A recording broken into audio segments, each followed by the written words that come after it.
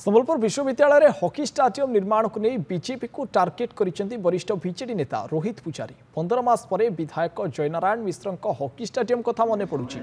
गतकाली विश्वविद्यालय आयोजित एक कार्यक्रम में उच्चशिक्षा मंत्री को आक्षेप करते जयनारायण मिश्र कही निर्माण होगा हॉकी स्टाडियम शीतल भंडार भितर रही जाइए। आक्षेप 15 मास पूर्व करते भल होता कही जयनारायण को कटाक्ष कर रोहित पूजारी। विश्वविद्यालय हॉकी स्टाडियम निर्माण पर शुभ देते पूर्वतन मुख्यमंत्री नवीन पट्टनायक, जहां नूतन सरकार आसिबा परे अटकी जाइछि। पूर्व सरकार समय 15 मास मध्य राउरकेला विश्वस्तरीय हॉकी स्टाडियम हो पारिथिला, हेले एबेर सरकार समय संबलपुर विश्वविद्यालय हॉकी स्टाडियम निर्माण हो पारुनाही। यार निर्माण पर बीजेपी सरकार किंबा विधायक जयनारायण मिश्र आंतरिकता नाही बोली अभियोग बाढ़ी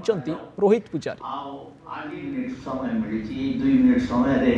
मु केवल आमर उच्च शिक्षा मंत्री को सूचई दवाई चाहूली जे ये मिनी हॉकी स्टेडियम करवार गोटे प्रतिश्रुति दे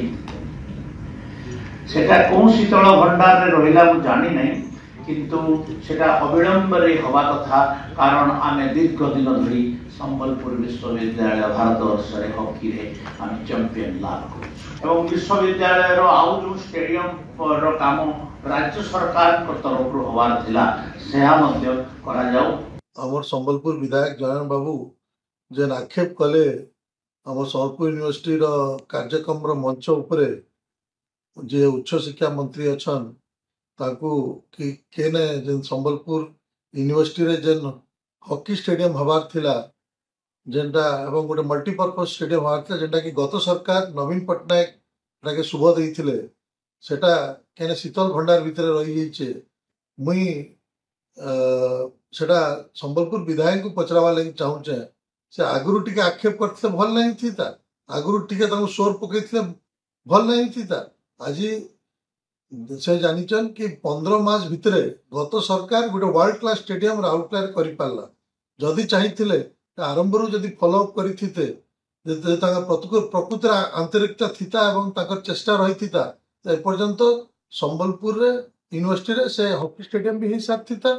से मल्टीपर्पज स्टेडियम भी हो सारी था एवं जेन गोटे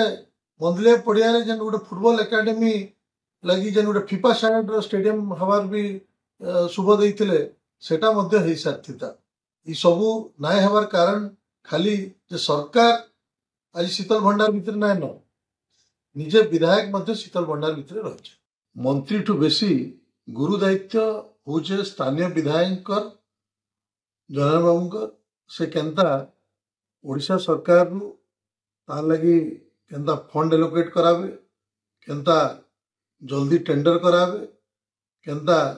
जल्दी काम आरंभ करावे एवं से जे भी ठिकादार काम करी जल्दी सारवा।